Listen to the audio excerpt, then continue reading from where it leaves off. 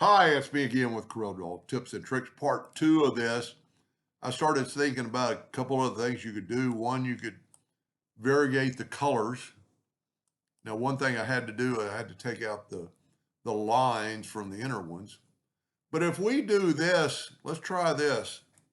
Let's Control G to group that together. And let's take the Smart Fill tool and let's fill in the red. And then let's change colors to yellow. Doesn't really matter what colors you use. I'm just going with what I had. And because we grouped this together, we can nudge it out of the way.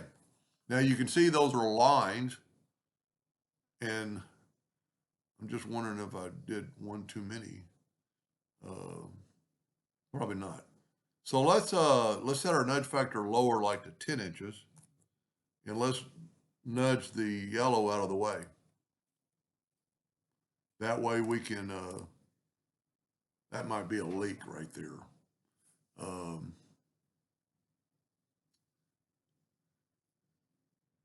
Let's take a look at this.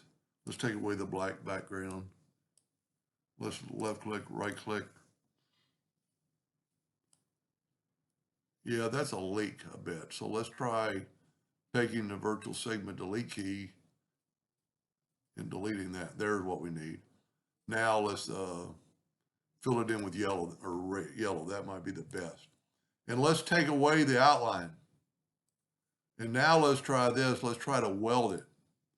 Nope, that didn't work because that leak's coming through. I just wondered if it's that. Take away the outline to this and weld it. See, a lot of times that doesn't work. It might not have to weld. Let's just group it together, Control G and Control G. And let's make it look like this part is going underneath the other part. So let's take the interactive fill tool and let's swipe through there. And I don't know why I have red. You know what? Maybe it won't work on that. You know what? Here's what we can do. When all else fails, take away the outline. And let's try this. Let's create a boundary by taking any color on your smart filter, because we really just want, there we go. Now let's nudge that out of the way twice, and let's take a boundary, put it over here. Do not move these items, but take a smart fill tool, and see now we got the two sections. So now what we can do is we can get rid of all this, and let's take our smart fill tool on yellow and fill that in and nudge it over. See what happened right there? It's because I was on that whole spot. Let's move this, let's move this black box out of the way. Make sure you always get off your smart fill. And see that little corner was stopping it from filling. And we'll move that over, and then we'll take red.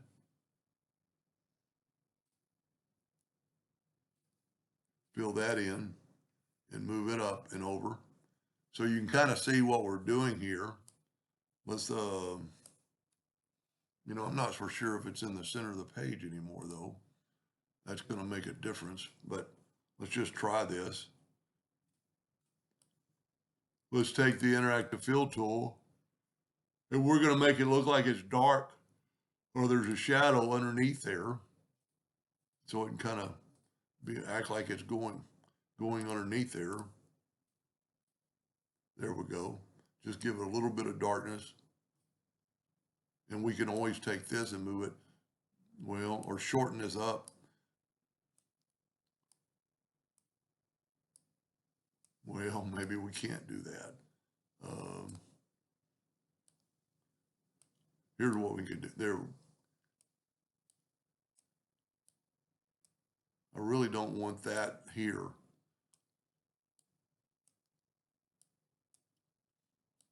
There we go. That looks pretty good.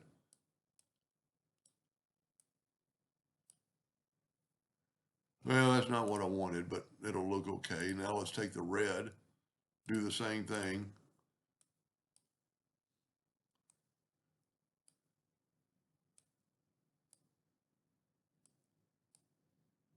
That'll have to work.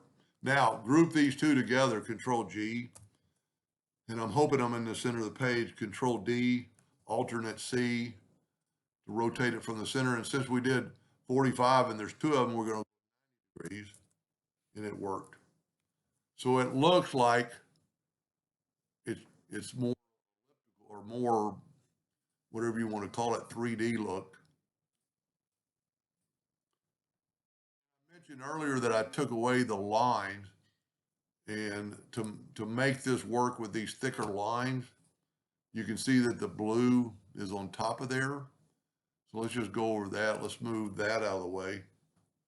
And let's left click, or no, let's change them back to hairlines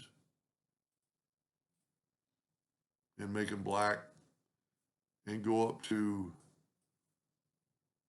the shape tool. We're going to ungroup it, object group, and ungroup all. Get the shape tool and get all these nodes right here, and right click, break apart. Then we could get rid of this line. And see, now we're going to have to do this on both ends. So we're going to get our shape tool again, select all those. Well, yeah, that'll work. I don't like that one node there, but I'm not going to hit it, so it shouldn't bother us. There we go. And see, by doing this, when we make the lines thicker, they won't interfere. Now let's take this and group it together, Control G. Of course, I don't really have any way of rotating it, but let's see if this will work. You know what? Here's a good thing to kind of think about. I'm gonna group this together, Control G, and because we're working with the same thing, I'm gonna try to snap that to there. I'm gonna have to put it object order front of page. Well, it looks like I got it the first time. So let's nudge that out of the way, nudge that out of the way, nudge this back. Control D to duplicate it, alternate C to rotate it from the center, and we can double check on it and see there's the center. Now we're going to rotate it 45 degrees, and it's going to work. Now, by doing this, we can take now and make our lines thicker, and we don't, well, here's why I did it. Let's take this one right here and make it green, right click, and make this one red, green. And you could also click that one, hold down the shift, click that one, and right click red, and then just click that one, hold down the shift, click that one, and pick green. That way, the lines are not, well, that's not too perfect, but the lines are, that could be fixed with converting them to an outline and working with that. But this is the main I wanted to show you tonight on that right there. Anyway, I hope that helped a little bit. Thank you for watching.